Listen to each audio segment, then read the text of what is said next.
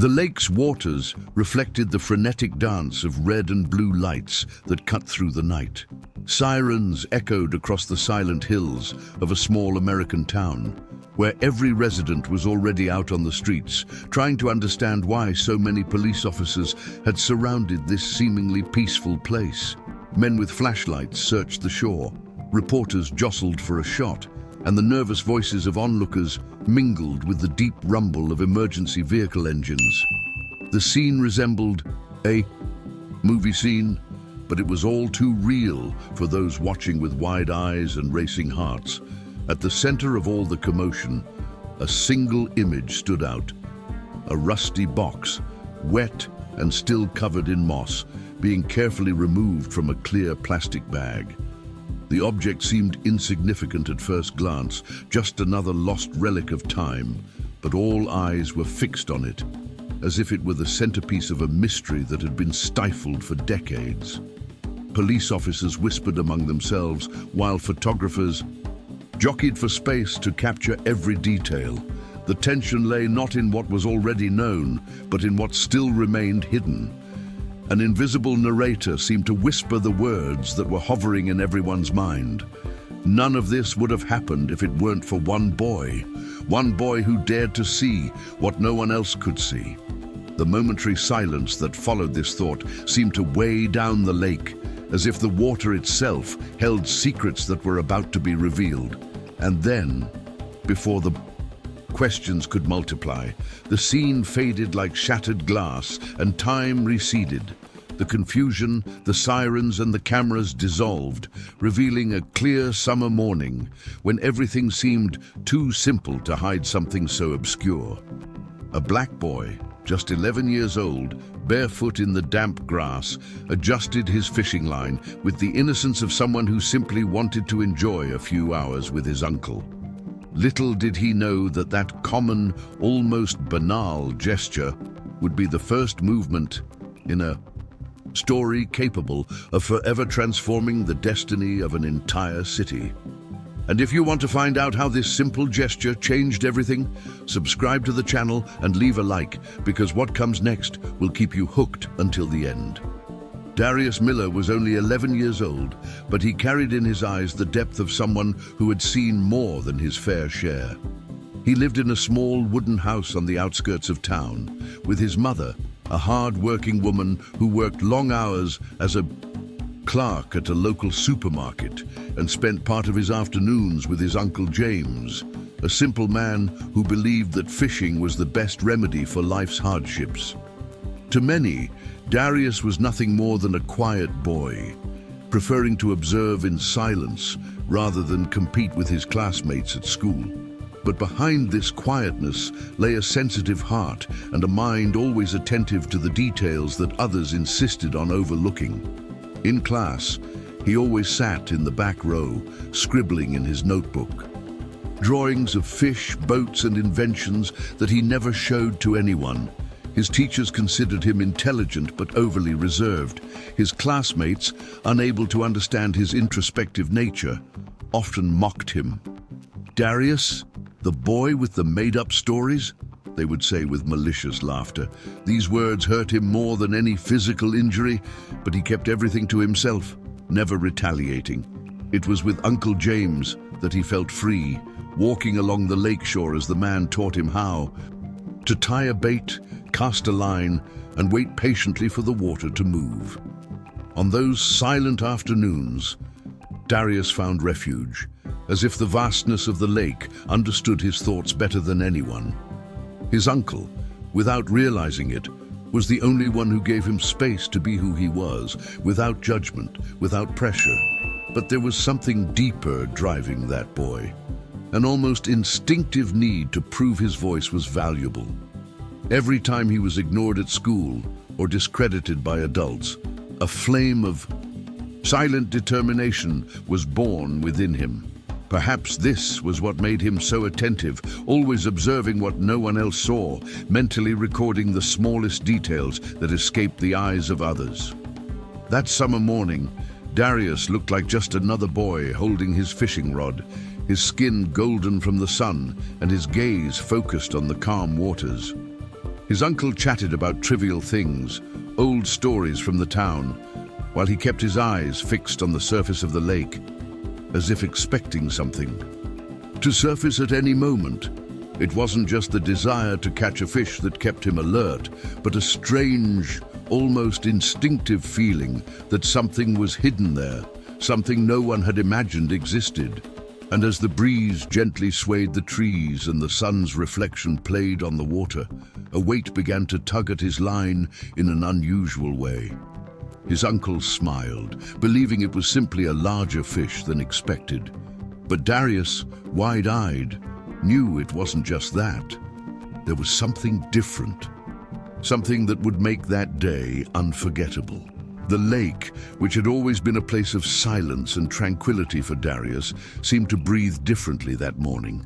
The waters, normally calm and serene, had small ripples that couldn't be explained by the wind alone. With each movement of the line, he felt an uncomfortable weight, as if something clung to the depths and refused to let go. Uncle James, unconcerned, laughed and said it was probably just a log stuck between the rocks, but the boy's heart wasn't convinced by this simplistic answer. There was something about this resistance that was unlike anything he had ever felt before. The air seemed heavier, the breeze had lost its lightness, and even the birds that usually flew over the shore seemed to have suddenly disappeared. It was as if all of nature had retreated, leaving only the sound of the water and the rapid beating of Darius's heart. His eyes fixed on the surface reflected not just a boy's curiosity, but the intuition of someone who sensed something hidden was about to emerge. As his uncle adjusted another fishing rod, Darius kept his attention on the line, feeling small tugs that sometimes weakened, sometimes strengthened. Sweat beaded on his forehead, not so much from the summer heat, but from the sensation of something calling to him beneath the dark water. Time seemed to drag, each second becoming an agonizing beat. Suddenly, a sharp snap echoed through the rod's spool, as if the object it was, attached to, had come loose from one of the invisible moorings on the bottom. The boy's eyes widened, and for a moment he almost dropped the rod from his hands. His uncle glanced sideways, still believing it was just a fish fighting for freedom. But Darius knew. It didn't have the rhythm, the weight, or the energy of a fish. It was something much denser, something too inert and heavy to be alive. With effort, he began to pull the line, feeling the muscles in his arm burn with the resistance he still felt.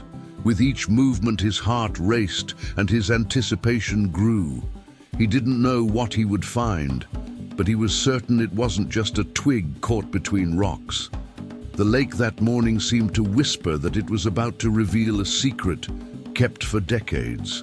And while his uncle continued to laugh, oblivious to what was really happening, Darius felt the first glimpse of the unexpected.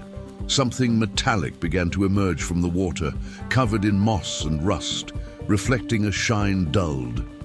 By time, the weight of Darius's line made his arms tremble, but he didn't give up. Each pull was a silent battle between a boy's strength and the resistance of something buried deep within the lake. Uncle James, noticing the seriousness on his nephew's face, dropped his own rod and ran to help him. And together they began to drag the line, which creaked as if it might snap at any moment. Their combined effort pulled an object from the water that seemed reluctant to be revealed. When it finally broke the surface, the two stared at each other in silence. It wasn't a fish, nor a log, nor anything James could explain with his usual skepticism. It was a metal box, covered in rust, covered in slime and moss, as if it had lain dormant for decades beneath that dark blanket. The smell rising from it was damp, heavy, almost unbearable, bringing to the surface the distinctive odor of something that had lain hidden for too long, in conditions that should never have been disturbed. James laughed, trying to lighten the awkwardness. "An old tool chest, that's all. I bet someone left it here years ago." But Darius's expression left no room for joking. The boy approached, his eyes fixed on the corroded details, the small drawings nearly erased by time, and the broken padlock that still hung, rusted, as if it had been forced open sometime in the past. With trembling hands, he brushed aside the moss and slowly opened the lid. The metallic creak echoed through the air, deep, like a stifled scream rising from the depths of the box. Inside, time had left its mark, torn and sodden papers, illegible scraps of blurred photographs, and at the bottom, wrapped in a sodden old cloth, lay a small but mysterious object.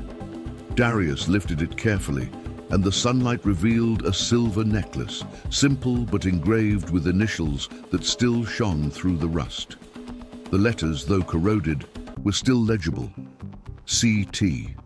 The boy frowned, as if those initials had just sparked a question no one else would dare ask.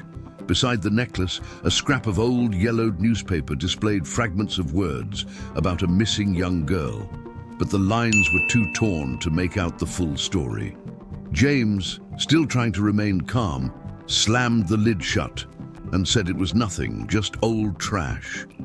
But Darius couldn't take his eyes off what he'd seen. He knew those initials weren't accidental, that those photos weren't just discarded scraps, and that the lake held more than fish and forgotten logs. It held secrets. The boy felt a shiver run down his spine. He couldn't explain why, but the certainty was clear. That box shouldn't be there. It had been left there on purpose, hidden like a secret someone wanted to bury forever. And now, as fate would have it, he was the one who had found it. While James insisted on laughing and saying they'd throw it away, Darius remained silent, staring at the reflection in the water. His heart was pounding, as if the lake had whispered a confession in his ear. Something told him this was only the beginning, and that rummaging through the box would open a door to a past many would rather keep locked away. The day after the discovery, Darius woke with the necklace still on his mind. The engraved initials seemed to echo like an insistent voice, and he couldn't shake the feeling that the box hid something much greater. With the crumpled newspaper in hand and the object carefully tucked away, he rushed to the small-town police station, determined to report everything he had seen. The reception, however, wasn't what he expected. The local sheriff, a middle-aged man accustomed to dealing more with bar fights than serious crimes, looked at the boy with disdain. He picked up the box carelessly, glanced at the damp papers and the necklace, and let out a wry laugh.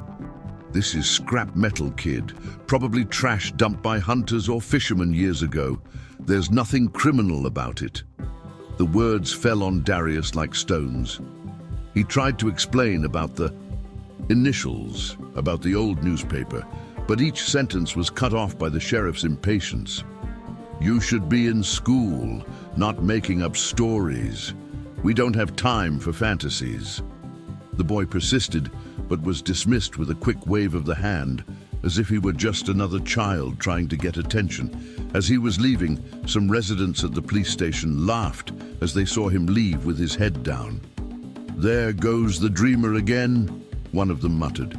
Even at school, when he told his classmates about what he had found, he received only laughter and mockery. "A rusty necklace? Great find," they jeered, pushing him through the hallways. Every gesture of disbelief fueled the silent flame within him. The frustration wasn't just about not being heard, but about feeling like something serious was being overlooked in front of everyone. Darius knew deep down that this wasn't just a lost find, and that there was a reason the box had been hidden so deeply. That night, while his mother slept after a long shift, he lay awake staring at the necklace on the table. The silver no longer gleamed, but for him, every detail carried weight. The silence of the house seemed to speak to him, as if whispering that he couldn't give up. If the adults didn't believe him, he was left to take on the mission of discovering the truth alone. And it was in that moment, faced with his own disbelief, that Darius decided he wouldn't remain silent.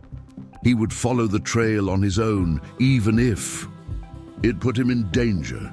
The silence in the house that night was almost suffocating. The sound of the kitchen clock ticked away every second, as if it were a cruel reminder that no one believed him.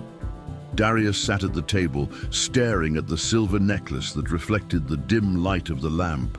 The initials CT seemed etched in his mind, burning like a clue begging to be followed. The boy knew he couldn't simply accept the adult's indifference. If there was no one to listen to him, all he had left was the courage to heed the signs that fate had placed in his hands. He waited until his mother fell asleep, exhausted from work, and until Uncle James, always drowsy after fishing, was sound asleep. With silent steps, he put on a loose jacket, grabbed the rusty box, and slipped out the back door. The night was cold, and the wind blew like a warning not to return to the lake, but Darius ignored the premonition. He walked through the deserted streets until he reached the shore, where the sound of the water lapping against the rocks echoed like a cursed secret that didn't want to be revealed. With a small flashlight in his hands, he began to explore where he had pulled the box. The beam of light cut through the darkness, revealing the remains of submerged objects, pieces of metal, old bottles, rotted wood, but none of them carried the symbolic weight that the box did.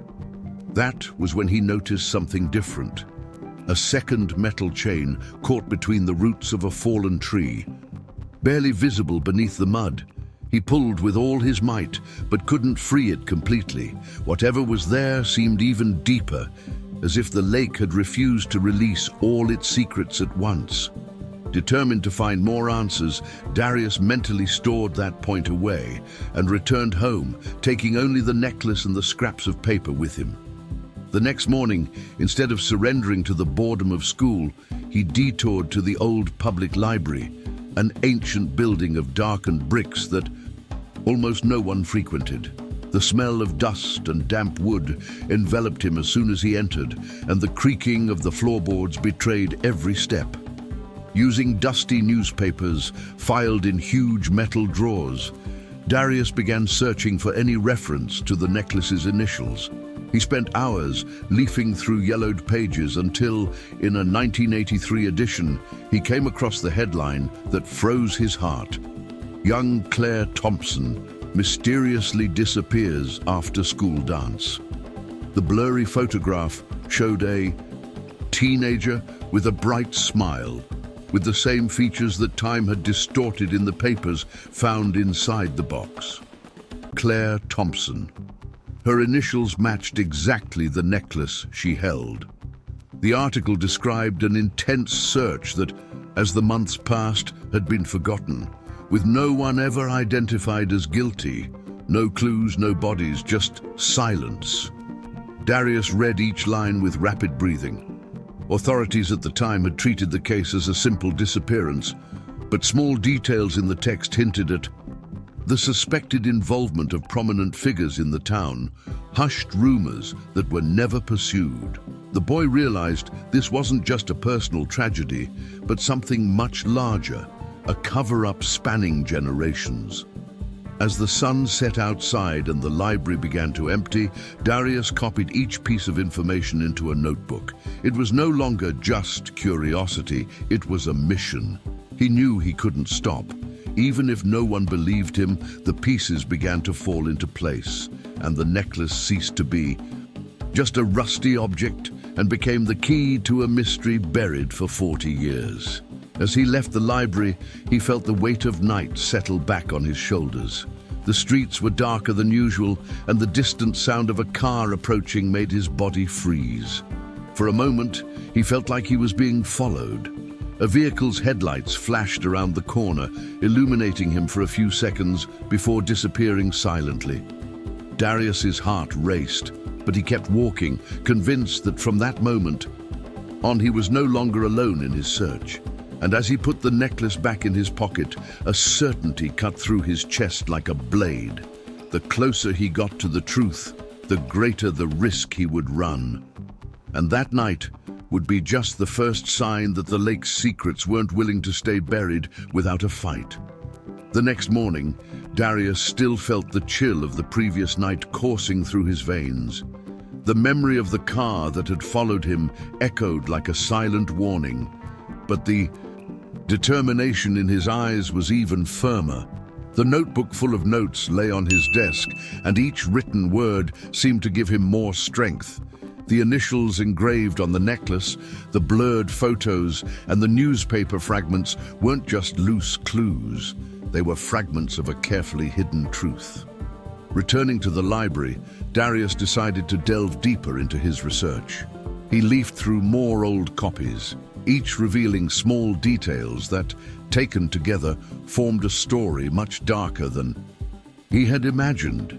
He discovered that Claire Thompson was only 17 when she disappeared, and that on the night of her disappearance, she had attended a school dance at the town gym. Many residents still remembered the case, but avoided speaking about it aloud, as if the young woman's name carried a silent curse. One article in particular caught his attention. In it, a discreet sentence mentioned that Claire had last been seen getting into a black car shortly after the prom. The description matched a model belonging to a man who years later would become an influential figure in the city, former police officer Raymond Cole, known for his close ties to local politicians and powerful businessmen. There was no direct accusation, only hushed rumors, but for Darius, it was the missing piece to begin connecting the dots. Determined to hear voices that still held memories, the boy sought out the town's elders. He found Mrs. Abigail, an elderly neighbor who spent her afternoons on her porch, watching the street. Hearing Claire's name, his eyes filled with tears. That girl had a beautiful future. But broaching this subject is dangerous, boy. Many have tried to speak out and have been silenced. Her words weren't just advice, they were a warning filled with pain and fear. Even so, Darius didn't give up. In each conversation, he gleaned bits of information, as if piecing together pieces of an invisible puzzle. He discovered that Claire's family had moved away from town a few years after her disappearance, devastated by absence and lack of answers. The necklace found at the bottom of the lake could be the only remaining proof that she hadn't simply run away, as many claimed, but that something terrible had happened that night.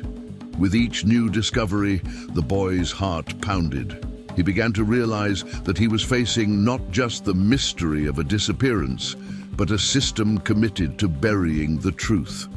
The deeper he delved into his investigation, the clearer the shadow. Hanging over the city became complicit authorities, hushed secrets, memories everyone would rather forget. The weight of responsibility weighed on his shoulders, almost unbearable. But Darius knew he couldn't turn back. He wasn't just a curious boy playing detective. He was the only person willing to give Claire Thompson a voice, even 4 decades later. The necklace he carried in his pocket wasn't just metal corroded by time, but a silent cry for justice. And it was just when he believed he was getting closer to the truth that the atmosphere around him began to change. Strange gazes followed him through the streets, footsteps echoed behind him when he walked alone, and a suffocating feeling accompanied him day and night. It was as if someone had finally noticed that an 11-year-old boy was about to unearth a secret that should have remained hidden.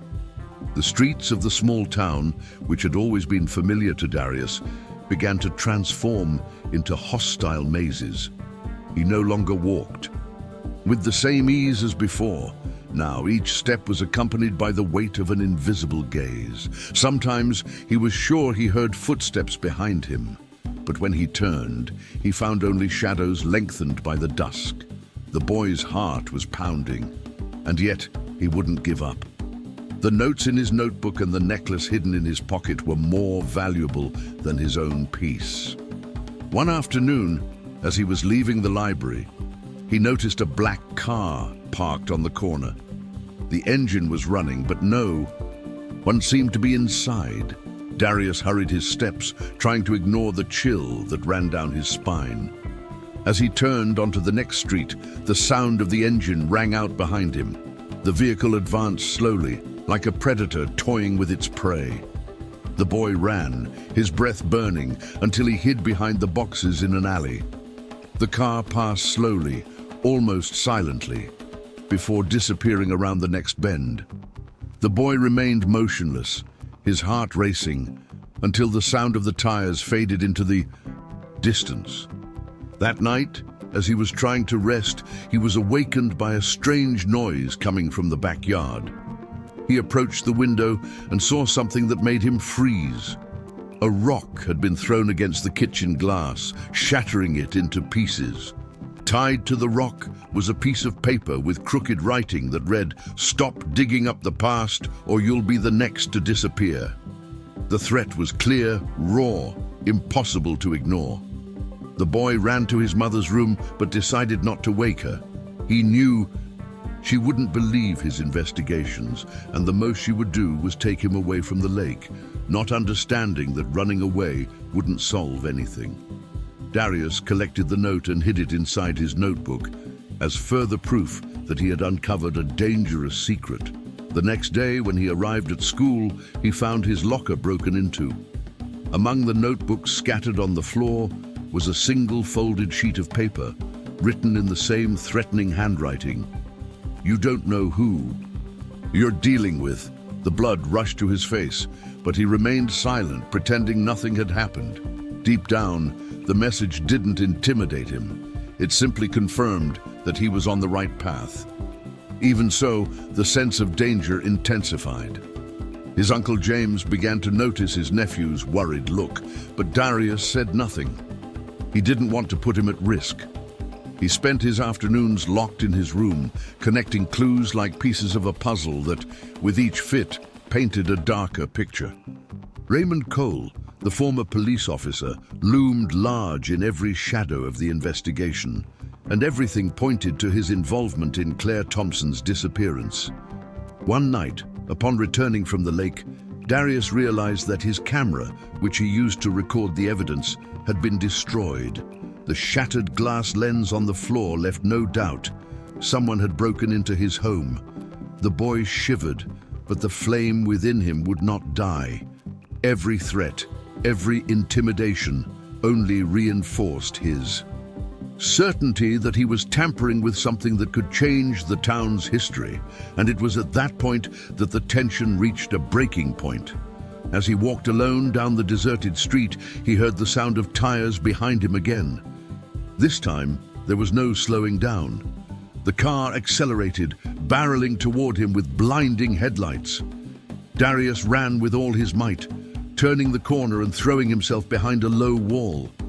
The car sped past, the wind kicking up dust and dry leaves, before disappearing into the darkness. The boy was breathing heavily, but one certainty throbbed in his mind. These were no longer threats, but a genuine attempt to silence him. Lying on the ground, gazing up at the starry sky that bore witness to his solitary struggle, Darius realized he couldn't go on alone. He needed to find someone who believed in him, someone who had the courage to voice what he had discovered. If he didn't, the next attempt to silence him might not fail. After the near-fatal chase, Darius knew he could no longer bear the weight of that truth alone. He stuffed the necklace into the bottom of his backpack, along with the threatening note and the pages torn from old newspapers, and ran to the only person he truly trusted besides his mother, Teacher Linda Hayes. She was a dedicated, sensitive, middle-aged woman who always noticed when her students were carrying something other than books. Hearing the boy's story, her eyes filled with disbelief and, at the same time, concern. "Darius, this is very serious," she said, holding the necklace with trembling hands. "If what you're saying is true, this entire town will have to answer for years of silence." For the first time, an adult believed him.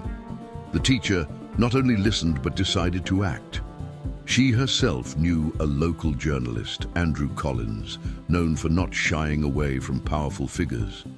That same day, Collins scheduled a meeting at his small newsroom, where Darius presented every detail he had.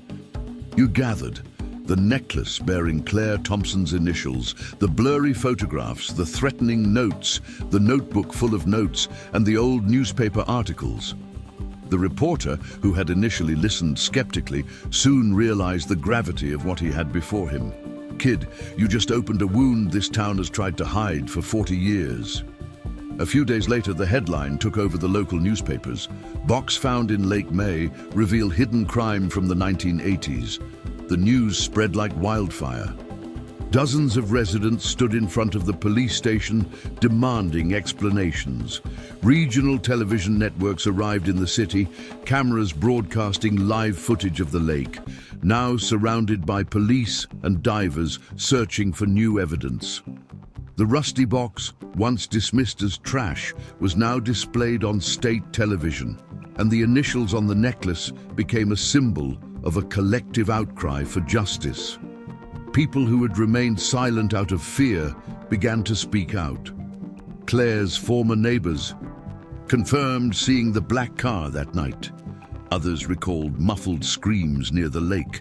Little by little, the carefully buried secrets emerged, one by one. Darius watched from a distance, his heart torn between pride and fear. Pride at finally being heard. Fear because he knew the greater the repercussions, the more dangerous it would become for him. The threats he had received were not mere words. They were promises of violence. Now that the entire city was involved, there was no turning back. And it was precisely at this moment, when the case reached unprecedented proportions, that a man's name began to circulate in whispers on the streets again. Raymond Cole. The retired police officer was beginning to be identified as the shadow behind Claire Thompson's disappearance. But if it really was him, what more would he be willing to do to ensure the truth never fully came to light? Headlines continued to dominate the newspapers and the conversations in the small town's cafes. The rusty box, the necklace, and the newspaper fragments were no longer just forgotten relics. Now they were evidence of a crime that demanded an answer. Under pressure from the public and the press, the police had no choice but to reopen Claire Thompson's case. And it was in this movement that Raymond Cole's name gained traction. The once respected former police officer had become the target of suspicious glances and murmurs that spread like echoes through the narrow streets. On a Friday night, sirens once again illuminated the lake. This time, they weren't just echoes of mystery, but signs of an ongoing investigation. Police cars surrounded the area, while divers plunged into the icy waters in search of more evidence. Flashlights streaked the darkness, helicopters circled overhead, and residents crowded the shores, trying to comprehend the scale of what was happening. Darius watched from a distance, hidden behind his Uncle James, who finally understood that his nephew wasn't making up stories. His eyes shone with pride and concern, knowing this boy had messed with something huge. And he was right. A few hours after the operation began, the divers emerged carrying sealed bags containing objects that reinforced the suspicion of murder. Items of women's clothing, personal belongings, and even fragments that, after analysis, could become definitive proof of the connection between Claire Thompson and Raymond Cole. The city stopped.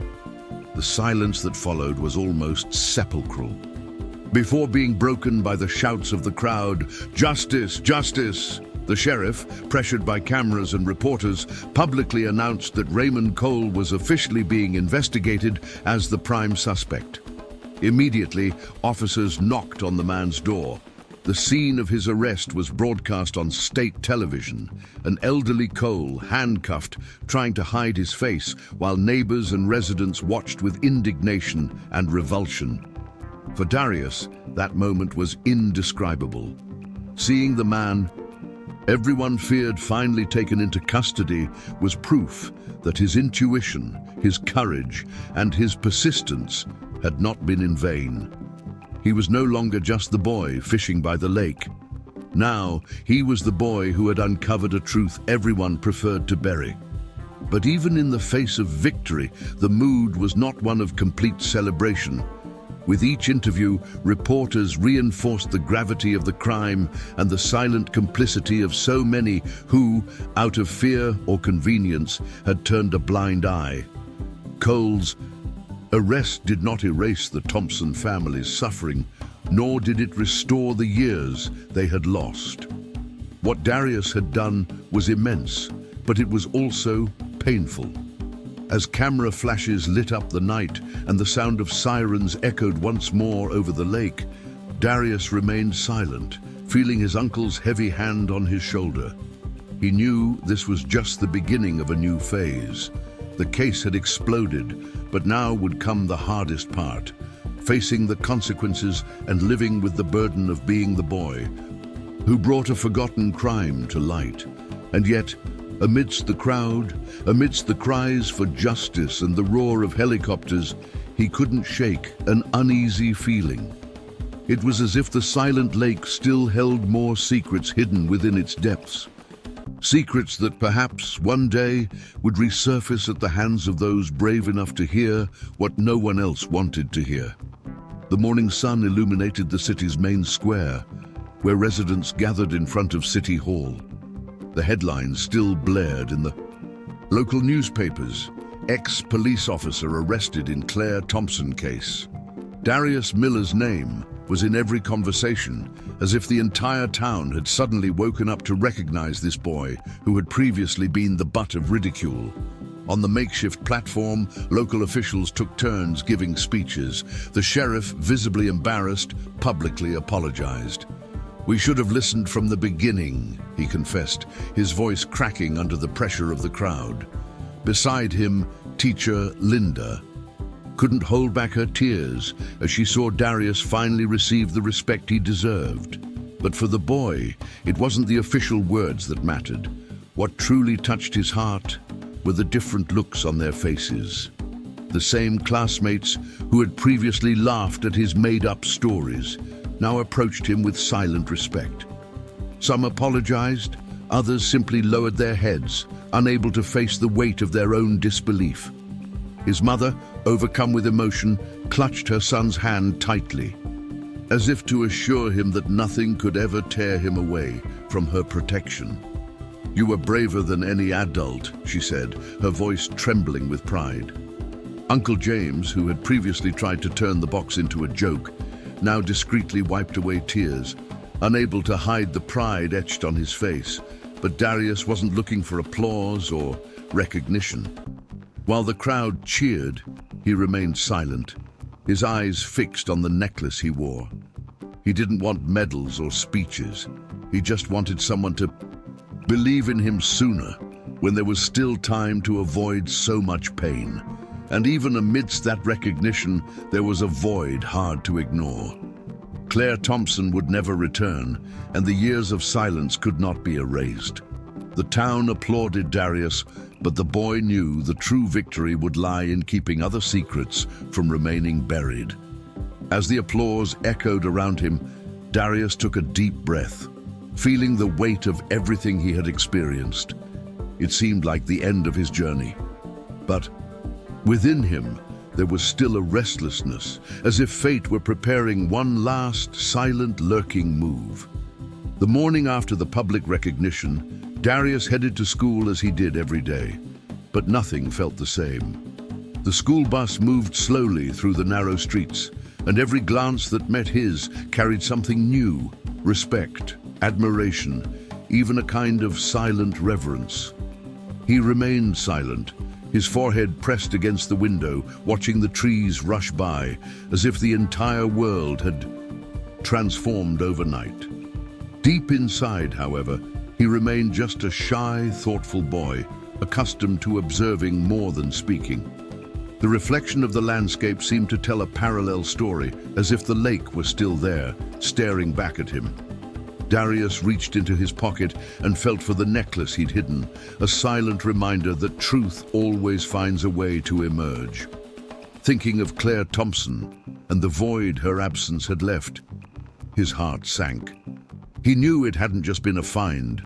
It had been a stifled cry that had finally found a voice within him.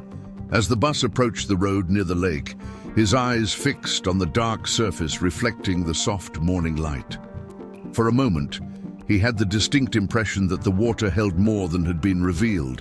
It was as if other secrets remained trapped there, hidden in the profound silence, just waiting for someone to dare to hear. A shiver ran through him, but he didn't look away. That place would never be just a fishing spot. It had become a landmark, a watershed in the city's destiny. The vehicle continued on, away from the lake, and Darius leaned back in his seat.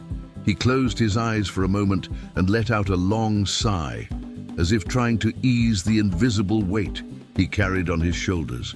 He was only a boy, but he had proven that even the most doubtful voice can change the course of everything. Deep down, however, the unease remained. There were questions no one had answered. Who had really pressured Claire? How far?